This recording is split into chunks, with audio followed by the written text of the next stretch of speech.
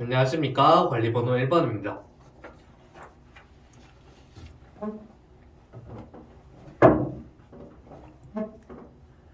답변 시작하도록 하겠습니다. 구상의 1번 문제 답변 드리겠습니다. 제시문에 나오는 학생들이 말하고 있는 문제점에 대해서 말씀드리겠습니다. 우선 학생 A가 말하고 있는 문제점은 과제 난이도가 너무 어려워서 학업의 방향을 잡지 못한다는 것입니다. 이와 같은 문제점을 해결하기 위한 방안으로 단계적 학습 방법을 코칭하도록 하겠습니다. 처음부터 과제를 완벽하게 수행하려고 욕심을 부리다 보면 어디서부터 해야 할지 감을 잡지 못하는 경우가 많습니다. 하지만 이러한 과제를 단계적으로 쪼개어서 어디서부터 시작해야 될지 방향을 잡을 수 있게 된다면 이 과제는 더 이상 어려워 보이지 않고 해낼 수 있다는 자신감을 심어줄 수 있다는 것입니다. 학생 B가 말하는 문제점은 교과 진도의 불안감입니다. 처음에는 교과 진도를 모두 다 나을 거라 생각했지만 차질이 생겨 교과서의 절반밖에 배우지 못한 상황입니다. 이와 같은 문제점을 해결하기 위한 방안으로 교과 진도를 재정립하는 것입니다. 수업을 하다 보면 여러 가지 변수에 의해서 수업 진도를 완전히 다 나가지 못하는 상황이 발생합니다. 하지만 이와 같은 과정에서 당황하는 것이 아니라 다시 수업 진도를 재정립함으로써 학생들에게 조금이라도 의미 있는 수업을 만들어주기에 노력해야 합니다. 교과 진도를 절반밖에 나가지 못했을 때 이를 활용하여서 조금 더 심화 자료와 접목시켜서 학생들이 절반밖에 배우지 못해도 조금 더 심화 자료와 접목시켜 유익한 학습이 될 수 있도록 노력해야 합니다. 학생 C가 말한 문제점은 시대에 맞지 않는 자료를 사용했다는 것입니다. 학습 자료가 학생들에게 큰 영향을 주지 않을 것 같지만 이 학습 자료가 학생들의 흥미를 이끌는 굉장히 큰 중요한 역할을 한다고 생각합니다. 따라서 이와 같은 문제점을 해결하기 위해 학생과 함께 소통하는 시간을 자주 가지겠습니다. 학생들이 평소에 어떤 것에 관심을 가지고 요즘 유행하는 것이 무엇인지 파악하는 것입니다. 학생들의 관심사와 수업 자료를 접목시킨다면 수업의 흥미를 이끌어 더욱 적극적으로 참여할 수 있는 환경을 만들어 줄 수 있다고 생각합니다. 이상입니다. 구상의 2번 문제 답변 드리겠습니다. 4차 산업혁명으로 디지털 대전환 시대가 오고 있습니다. 학생들에게도 역시 디지털 역량이 굉장히 중요한 하나의 역량으로 자리 잡고 있습니다. 교사로서 제가 가지고 있는 디지털 역량에 대해서 말씀드리겠습니다. 우선 첫 번째로 저는 디지털 기기 활용 역량이 있다고 생각합니다. 저는 여러 가지 연습 포털에서 진행하는 강의를 수강했습니다. AI 활용 방법, 디지털 기기를 접목한 수업 운영 방식 등 여러 가지 강좌를 수강함으로써 학생들에게 유익하고 흥미를 이끌 수 있는 수업이 무엇인지 연구하였습니다. 이를 통해 학생들에게 디지털 기기를 활용하여서 더욱 폭넓은 경험을 제공하고 AI를 활용하여서 사고력을 더 증진할 수 있는 수업 방향도 구상해 보았습니다. 이를 활용했을 때 학생들의 반응도 역시 더 좋았고 흥미를 가지고 적극적으로 임하는 효과도 경험해 보았습니다. 두 번째 필요한 역량은 디지털 윤리 역량입니다. 디지털 시대에 접목하게 됨으로써 여러 가지 윤리적 문제가 많이 발생합니다. 하지만 학생들이 이것이 잘못된 문제인지 인지를 하지 못해 문제가 더 커지는 경향도 존재하곤 합니다. 따라서 이러한 역량을 기르기 위해서 학생과 교사들에게 자료를 조사하여서 이런 유의점이 있다라는 것을 알려주고 어떻게 하면 우리가 디지털 윤리 역량을 지킬 수 있는지 학생들에게도 교육을 끊임없이 해주었습니다.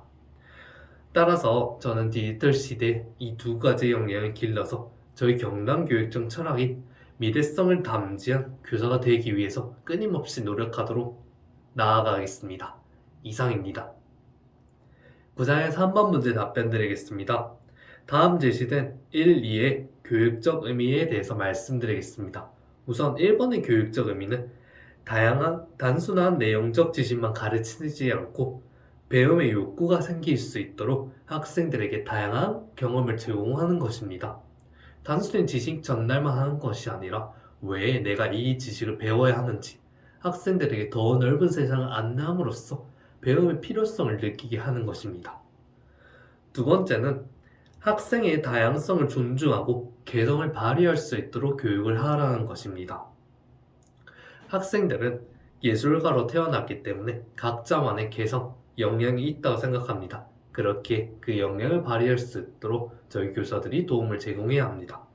이 중 저희 교육관에 부합하는 것은 2번입니다. 교사란 각자 빛깔을 가진 학생들이 그 색을 유지할 수 있도록 지켜주는 역할을 해야 한다고 생각합니다. 또한 그것이 저희 교육이 나아가야 하는 목표 중에 한 가지라고 생각합니다. 이를 실현하기 위한 방안은 다음과 같습니다. 첫 번째로 학급 자치회의를 운영하는 것입니다. 학급 자치회의를 통해 다양한 빛깔을 가진 친구들과 대화하고 협력함으로써 문제를 해결하는 방식을 배워나가는 것입니다.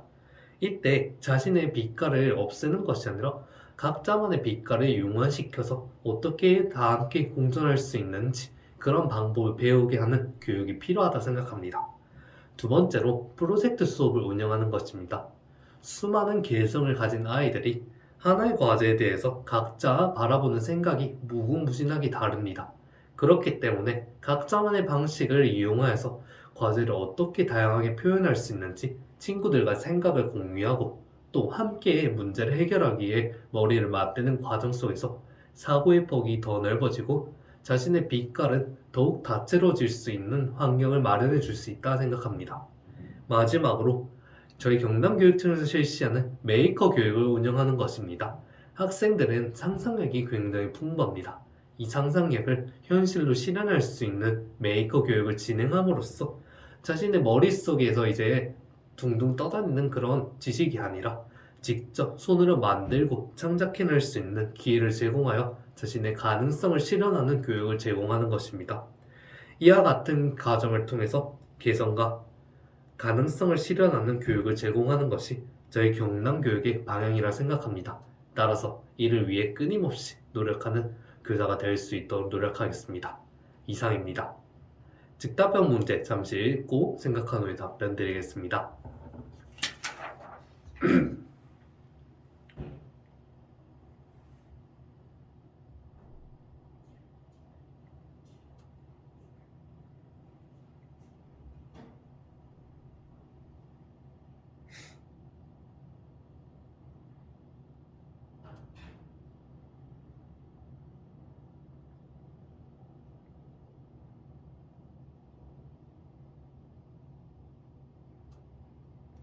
즉답변 문제 답변 드리겠습니다. 1-1번 문제 답변 드리겠습니다.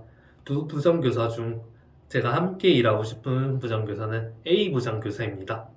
A 부장교사는 일과를 마무리한 후에 다른 부서의 일에 일체히 협조하지 않는 것입니다. 교사로서 자신의 업무를 마치고 휴식을 취하는 것은 당연한 권리라고 생각합니다. 따라서 부장교사 A처럼 자신의 일만 충분히 잘 처리한다면 누군가에게 피해를 주지 않는다 생각합니다. 따라서 자신의 일을 잘 마무리하고 여가 시간에는 휴식과 더불어서 다음 수업이나 아니면 자신의 전문성을 개발하는데 더 활용할 수 있는 시간이 되기 때문에 부장교사 A와 함께 일을 하고 싶습니다. 1-2번 문제 답변 드리겠습니다. 제가 선택하지 않은 부장교사 B와 일을 하게 된다면 어떻게 대처할지 말씀드리겠습니다. 부장교사 B는 다른 부서와의 협력을 더 중요시하고 있습니다. 하지만 여러 부서를 도와주다 보면 자신의 업무가 밀릴 수 있는 경향이 있습니다. 따라서 부장교사 B에게 먼저 저의 업무를 다 처리한 이후에 조금 더 시간적인 여유가 있다면 다른 부서를 도와줄 수 있다라고 부장교사와 함께 이야기를 함으로써 업무의 경계를 명확히 설정하는 것을 이야기해 보도록 하겠습니다. 1-3번 문제 답변 드리겠습니다. 교직과 개인의 삶의 균형을 위해서 제가 할 노력에 대해서 말씀드리겠습니다. 학교 업무 시간에는 저의 업무를 빨리 처리하고 다른 사람에 피해를 주지 않기 위해서 업무 능력을 더욱 향상시키기 위해 노력하겠습니다. 그리고 업무 시간이 끝나게 된다면 교과 교사로서 전문성을 기르고 또 담임교사라면 학생들과 더 잘 소통하기 위한 여러 가지 정보를 배움으로써 다양한 전문성을 가진 교사로 성장할 수 있도록 노력하도록 하겠습니다. 이상입니다.